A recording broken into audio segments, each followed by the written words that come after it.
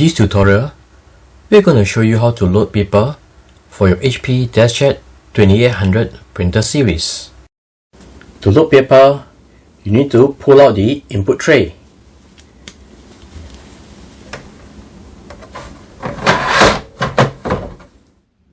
Lift up the flap and you need to push the blue guide all the way to the left.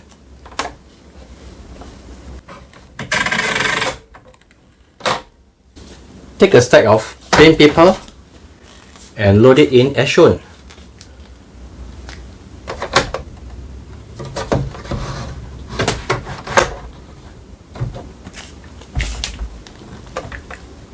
Use the paper guide and push it until it just touches the paper.